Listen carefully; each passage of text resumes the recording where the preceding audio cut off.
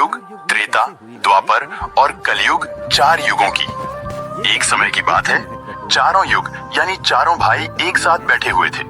तब आपस में चारों में वाद विवाद होने लगता है। सतयुग, त्रेता, द्वापर और कलयुग चारों एक साथ बैठे हुए विवादों में उलझने लगे। सबसे पहले सतयुग कहने लगा कि अरे मूर्खों, तुम सब मुझसे छोटे हो, तुम मेरी बराबरी कैसे करने लगे। जब त्रेता युग ने यह बात सुनी तो कहने लगा कि तुम सबसे बड़े कैसे हो सकते हो। तुम सब में सबसे बड़ा तो मैं हूँ, मैं ही सर्वश्रेष्ठ हूँ, तुम मुझसे सर्वश्रेष्ठ नहीं हो सकते। तब तक द्वापर युग बोल उठा कि तुम सर्वश्रेष्ठ कैसे हो सकते हो, तुम सभी में श्रेष्ठ तो मैं हूँ, तुम्हारा श्रेष्ठ होने का तो प्रश्न ही नहीं उठता। तब तक कलयुग कहने लगा कि तुम तीनों श्रेष्ठ बन रहे हो, परंतु हकीकत तो जानते ही नहीं, वास्तविकता में श्रेष्ठ तो मैं हूँ। इस तरह से चारों युग आपस में झगड़ने लगे। तब चारों युगों ने फैसला किया कि हम आपस में फैसला नहीं कर सकते कि हम में से कौन बड़ा है, कौन सर्वश्रेष्ठ है। इसका फैसला तो भगवान भोलेनाथ करेंगे। चलिए वहां चलते हैं, भोलेनाथ ही आदि और अनंत है। चलिए उन्हीं के पास कैलाश पर चलते हैं, वही हमें बताएंगे कि हम में कौन बड़ा है और कौन छोटा है। इसका निर्णय स्वयं भगवान शंकर करेंगे, इसका निर्णय हम नहीं कर सकते। चारों युगों ने मिलकर योजना बनाई कि चलिए कैलाश पर चलते हैं। चारों युग कैलाश पर्वत चले जाते हैं। जब वह कैलाश पर्वत पर पहुंचते हैं तो द्वारपाल उन्हें रोक लेते हैं। द्वारपाल कहते हैं कि तुम चारों कौन हो और कहां जा रहे हो। तो चारों युग कहने लगे, हे द्वारपाल, हम भगवान शिव से मिलना चाहते हैं, उन्हें हमारी आने की सूचना दीजिए। स्वयं नंदीश्वर महाराज भगवान शिव के पास आए और भगवान शिव से कहने लगे, है प्रभु, है कैलाशपति, आपसे चारों युग मिलना चाहते हैं। भगवान शिव कहते हैं कि जाओ, उन्हें सम्मान सहित हमारे समक्ष ले आओ। भगवान नंदीश्वर चारों युगों को लेकर पहुंच जाते हैं भगवान शिव के पास। भगवान शिव ने चारों को सम्मान सहित अपने दरबार में बैठाया। चारों लोग भगवान शिव को प्रणाम करते हैं। तब भगवान शिव ने चारों युगों से कहा कि आप सभी का हमारे दरबार में हमारे कैलाश पर स्वागत है। कहो, तुम्हारे आने का क्या कारण है। तुम तो स्वयं ही काल चक्र हो, तुम तो स्वयं ही समय हो, फिर ऐसा क्या कारण है कि तुम्हें हमारे पास आना पड़ा। चारों युग कहते हैं कि हे सृष्टि के रचयिता, हे भगवान शिव, हम चारों में विवाद खड़ा हो गया है और हम उस विवाद का समाधान नहीं कर पाए, इसीलिए हम आपके पास आए हैं। अब हम आपसे निवेदन करते हैं और गुहार करते हैं कि हे भगवान, आप ही हमारा फैसला करें, आप हमारा न्याय करें और हमें बताएं कि हम चारों में सबसे बड़ा कौन है, हम चारों में सर्वश्रेष्ठ कौन है। भगवान शिव कहते हैं कि इसका फैसला तो तब होगा जब आप चारों अपना अपना फैसला सुनाएंगे। तब भगवान शिव सतयुग से कहते हैं कि हे सतयुग, तुम बताओ, तुम कैसे बड़े हो। तुम अपने आप को सर्वश्रेष्ठ बताने की कोशिश कर रहे हो, लेकिन वो कैसे, यह मुझे बताओ। तब भगवान शिव से सतयुग कहता है कि देखिए प्रभु, मेरी आयु सबसे ज्यादा है, मैं 17 लाख वर्ष का हूँ और अन्य युग हमसे तो बहुत छोटे हैं, इसीलिए मैं इन सभी से लंबी आयु का हूँ। तब तक कलयुग बोल उठा, कहने लगा कि हे प्रभु, मैंने तो यही सुना है कि व्यक्ति कभी आयु से बड़ा नहीं होता, व्यक्ति तो गुणों से बड़ा होता है। भगवान शिव ने कलयुग की दलील को माना और सतयुग से कहा कि सतयुग, तुम इस तरह तो बड़े नहीं हो सकते। सतयुग कहने लगा कि हे प्रभु, मेरे युग में जो व्यक्ति हुए वो बड़े ही बलवान हुए, बड़े ही पराक्रमी हुए, वे पृथ्वी को उठा ले जाए, ऐसे पराक्रमी और बलवान थे। और मेरे राज्य में भगवान श्री हरि विष्णु ने कई अवतार लिए। देखिए, प्रभु नरसिंह अवतार मेरे ही काल में हुआ, वराह अवतार मेरे ही काल में हुआ, मत्स्य अवतार मेरे ही शासन काल में हुआ। तब तक त्रेतायुग बोल उठा, नहीं प्रभु, श्री हरि विष्णु के अवतार होने से सतयुग बड़े नहीं हो सकते हैं। प्रभु अवतार तो मर्यादा पुरुषोत्तम श्री राम का मेरे काल में भी हुआ था, जिन्होंने संसार को मर्यादा का पाठ सिखाया। और अगर बलवान की बात करते हो तो कुंभकर्ण जैसे योद्धा, राम रावण जैसे योद्धा मेरे शासन काल में भी हुए। हे प्रभु, इस तरह से सतयुग बड़ा नहीं हो सकता, तो फिर इन सब में बड़ा तो मैं हूँ। जब यह बात द्वापर युग ने सुनी तो द्वापर युग कहने लगे कि हे प्रभु, दोनों बड़े बन रहे हैं, परंतु ये दोनों बड़े कैसे हो सकते हैं। देखिए प्रभु, आप जानते हैं कि जब मेरा शासन काल आया तो मेरे काल में तो भगवान श्री कृष्ण जैसे अवतार पैदा हुए, जो कि 16 कलाओं से संपूर्ण परब्रह्म परमेश्वर थे, जिन्होंने विराट रूप दिखाया। वैसा विराट रूप तो साक्षात भगवान विष्णु भी नहीं दिखा सकते। हे भगवंत, अगर योद्धाओं की बात करते हैं तो मेरे शासनकाल में बड़े बड़े योद्धा कर्ण, एकलव्य, गुरु द्रोण, जरासंध, भीष्म पितामह और अर्जुन, भीम, युधिष्ठिर, नकुल, सहदेव मेरे ही शासनकाल में हुए थे। प्रभु बलराम स्वयं मेरे ही शासनकाल में हुए थे। तो बताइए, प्रभु की मेरे शासनकाल में कौन सा योद्धा इनके योद्धाओं से कम था? हे प्रभु, इन सब में तो मैं बड़ा हूं। तब तक कलयुग बोल उठा। कलयुग कहता है कि हे प्रभु, मैं इनकी बातें मान लेता हूं। इनके शासनकाल में जो भी योद्धा हुए, जो भी अवतार हुए, उनमें कई कमजोरियां पाई गई थीं, और जिनके शासनकाल में कमजोरी वाले मनुष्य हो, वो सर्वश्रेष्ठ कैसे हो सकता है? कलयुग कहने लगा कि नहीं भगवान, मेरा शासनकाल सबसे अच्छा है। मेरे युग में व्यक्ति के भोग विलास के लिए कई सुविधाएं हैं। अच्छे अच्छे और नई नई तकनीकों से परिपूर्ण मेरा युग, मेरा शासनकाल सभी में सर्वश्रेष्ठ है। जब भगवान शिव ने चारों युग, सतयुग, त्रेता, द्वापर और कलयुग की वाणी सुनी, चारों के उत्तर सुने, चारों की बहस सुनी, तो भगवान शिव अपने मन में विचार करने लगे और सोचने लगे कि इनका फैसला कैसे किया जाए। पास में ही माता पार्वती बैठी थी। माता पार्वती कहती है कि हे प्रभु, अगर आप ही इनका फैसला नहीं कर पाए तो फिर इनका फैसला कौन करेगा? फिर तो चारों भाई आपस में ही मर जाएंगे। हे महादेव, इसीलिए आप ही इनका फैसला कीजिए। सभी देवता मिलकर भगवान शिव से कहने लगे कि हे भोलेनाथ, आप ही इनका फैसला करें, नहीं तो चारों युग अगर आपस में लड़ने लगे तो फिर क्या होगा? सृष्टि का कालचक्र रुक जाएगा, समय का प्रवाह रुक जाएगा। भोलेनाथ, आप ही कुछ कीजिए। भगवान शिव कहते हैं कि ठीक है, मैं समस्त गणों की बात मानता हूँ। मैं इन चारों युगों का फैसला करूंगा। भगवान शिव ने चारों लोगों से कहा कि चलो ठीक है, मैं तुम चारों की परीक्षा लूंगा, और जो परीक्षा में सफल हुआ वही सबसे बड़ा होगा। सतयुग बोल उठा कि है भगवंत, आप जो चाहे वह परीक्षा ले लीजिए, लेकिन सबसे बड़ा तो मैं ही रहूंगा। कलयुग कहता है, हे प्रभु, हम भी परीक्षा देने के लिए तैयार है, आप तो बस परीक्षा लीजिए। चारों युग परीक्षा देने के लिए तैयार हो जाते हैं। भगवान शिव ने 100 टन वजन का एक लोहे का परसा लिया और कैलाश पर्वत के नीचे एक तलहटी में रख दिया, और उस परसा के पास में ही एक चावल का ढेर लगा दिया। भगवान शिव ने चारों युगों को बुलाया और कहा कि तुम चारों की परीक्षा अभी हो जाएगी। भगवान शिव सतयुग से कहते हैं कि सतयुग, मेरे 500 गण यहाँ बैठे हैं और इस परसा में रखे हुए चावल को बनाना है, तो इन चावलों को तुम्हारे युग का व्यक्ति ही बनाएगा, और मेरे यहाँ जितने गण हैं वो सब भोजन करेंगे। भगवान शिव कहते हैं कि हे सतयुग, तुम तुम्हारे युग का व्यक्ति बुलाओ और उसे भोजन बनाने के लिए भेज दो। हम सभी लोग यहाँ खड़े होकर देख रहे हैं। जब भगवान शिव की बात सतयुग ने सुनी तो एक बहुत बड़ा बलवान योद्धा सतयुग ने बुलाया और कहा कि जाओ बेटे, इस परसा में चावल बनाओ और बना करके भगवान शिव के इन सभी गणों को भोजन कराओ। अपने महाराज का आदेश सुनकर के सतयुग का आदमी चलता है और वहां आकर के देखता है कि उस परसे का भार 100 टन से ऊपर है, हजारों मन से ऊपर का परसा है। पर वह तो सतयुग के युग का व्यक्ति था, वह बड़ा ही बलवान था। उसने एक बहुत बड़ी भट्टी खोदी।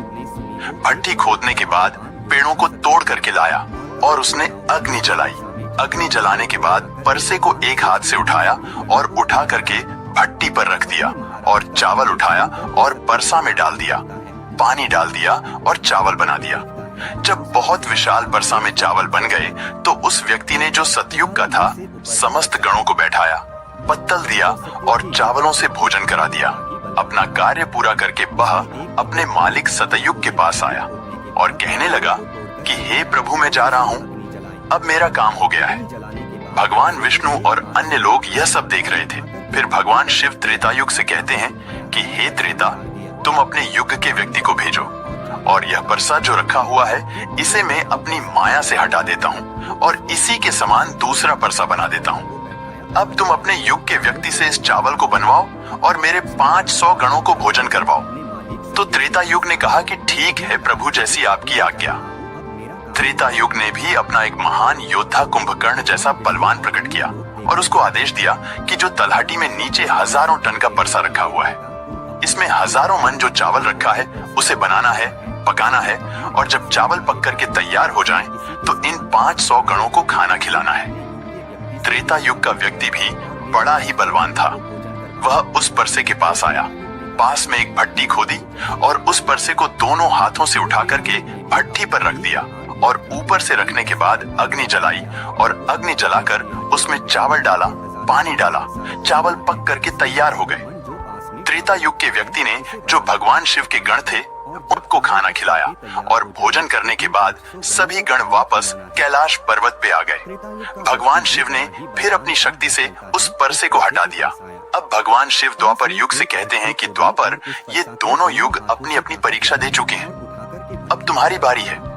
देखिए, इतना ही बड़ा परसा उस तलहटी में दिखाई दे रहा है और हजारों मन चावल रखे हुए हैं और तुम्हें मेरे 1500 गणों को भोजन कराना है। द्वापर कहने लगा कि ठीक है प्रभु, आपकी जैसी इच्छा, मैं पूरा प्रयत्न करूंगा कि मेरे युग का जो व्यक्ति है आपके सभी गणों को खाना खिला सके। वहां पर द्वापर युग ने भी एक भीम जैसे अवतार वाला बड़ा ही ताकतवर बलवान व्यक्ति को बना करके खड़ा कर दिया और उससे कहा कि जाइए, देखिए तलहटी में परसा रखा हुआ है, वहां रखे परसे में उस चावल को बनाना है और बनाकर इन सभी गणों को भोजन कराना है। वह व्यक्ति कहता है कि ठीक है प्रभु, जैसी आपकी आज्ञा। द्वापर युग का व्यक्ति चला जाता है। वह देखता है कि परसा आकार में बड़ा है, उठाने में ताकत लगानी पड़ेगी। उसने भट्टी खोदी और लकड़ियों की व्यवस्था की और उस परसे को दोनों हाथों से उठाया, क्योंकि उसे सतयुग और त्रेता युग के व्यक्ति आराम से उठा सकते थे, लेकिन उसे बहुत ताकत लगानी पड़ी। पूरी ताकत लगाकर उसने उस परसे को उठाया और उठा करके जैसे तैसे खींचकर नीचे अग्नि जलाई और उसमें चावल डाल दिए और जब चावल पक गए तो भगवान शिव के उन सभी गणों को भोजन कराया। खाना खिलाने के बाद वह द्वापर युग का व्यक्ति अपने मालिक के पास आता है और कहता है कि प्रभु, मैंने अपना काम कर दिया। वहां पर द्वापर युग उससे बहुत खुश हुआ और कहा, शाबाश, अब तुम जा सकते हो। अब भगवान शिव कहते हैं कि हे कलयुग, अब तुम्हारी बारी है। जो परसा तुम देख रहे हो उसका वजन कम नहीं होगा, उसका वजन उतना ही रहेगा, हजारों टन। लेकिन जब तुम्हें परीक्षा देनी है तो मानने को तैयार नहीं थे कि तुम सबसे छोटे हो, लेकिन तुमने तो माना नहीं। तुम्हारे आदमी की आयु भी मात्र 100 वर्ष है, जबकि अन्य लोगों की आयु बहुत अधिक होती है। सतयुग के मनुष्य की आयु 1,00,000 वर्ष होती थी, त्रेता युग में 10,000 वर्ष होती थी और द्वापर युग में 1,000 वर्ष होती थी। और हे कलयुग, तुम्हारे शासन में मात्र 100 वर्ष ही है और तुम्हारा आदमी भी छोटा है। जब भगवान शिव की बातें कलयुग ने सुनी तो कलयुग कहता है कि प्रभु ठीक है, मैं आपकी बात मानता हूँ, लेकिन पहले ही आप मुझे इस तरीके से हताश मत कीजिए। प्रभु, आप तो एक न्याय करते हैं, सबको मौका दिया जा रहा है, हम भी परीक्षा देकर देखेंगे। यदि हमसे नहीं हो पाया तब जाकर हम मानेंगे। भगवान शिव कहते हैं ठीक है, तुम अपना आदमी बुला लो। फिर भगवान शिव कहते हैं कि यह परसा देख रहे हो, हजारों टन का है, वहां चावल रखा है, यह हजारों किलो टन का परसा है और इसमें इतने सारे चावल रखे हुए हैं, तुम्हारा व्यक्ति क्या करेगा? कलयुग कहता है कि ठीक है प्रभु, आप मेरा तमाशा तो देखिए। तीनों युग हंसने लगे। भगवान शिव भी उसकी बात को सुनकर अचंभित थे। भगवान शिव सोच रहे थे कि क्या कलयुग का व्यक्ति इतने हजारों किलो टन के परसे को उठा पाएगा? कलयुग ने बड़े ही बुद्धिमान व्यक्ति को पैदा किया। बड़ा ही तीव्र व्यक्ति था, बहुत ज्यादा सोचने वाला व्यक्ति था। सभी गुणों से संपन्न व्यक्ति को कलयुग ने पैदा किया और पैदा करके व्यक्ति से कहा कि बेटे, तुम्हें अपनी शक्ति दिखानी है, परीक्षा का समय है। यदि तुम इसमें असफल हो गए तो मैं सबसे छोटा हो जाऊंगा।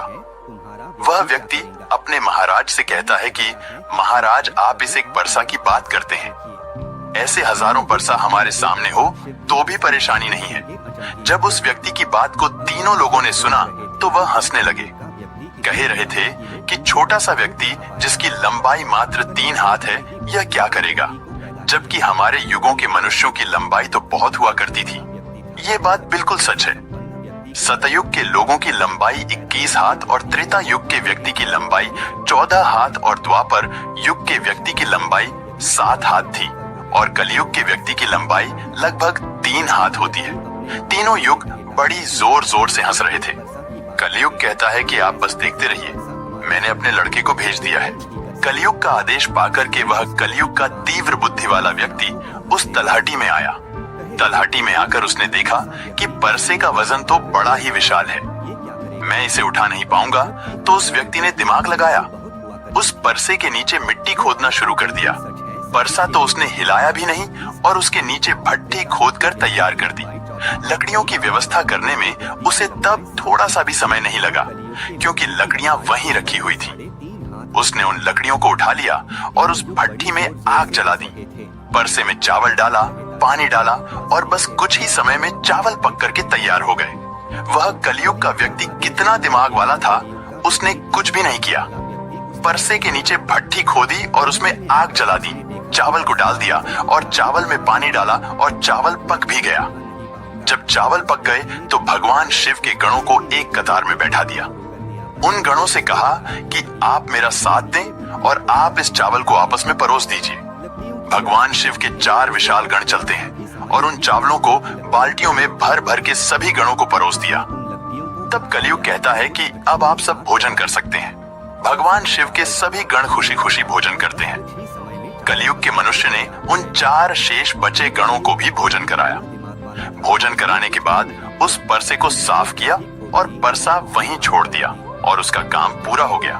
वो अपने महाराज कलयुग के पास आया और आकर के कलयुग से कहा कि हे प्रभु, मैंने आपका काम कर दिया है।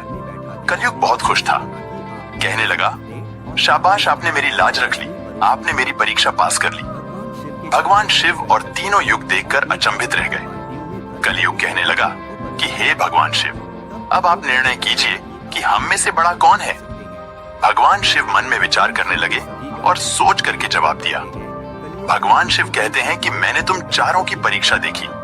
जब सतयुग का व्यक्ति आया तो उसने अपनी ताकत लगाई और ताकत लगा के परसे को उठा करके अग्नि पे रख दिया और स्वयं ने ही मेरे सभी गणों को चावल परोसा। जब त्रेता युग की बारी आई तो उस व्यक्ति ने भी बिल्कुल ऐसा ही किया।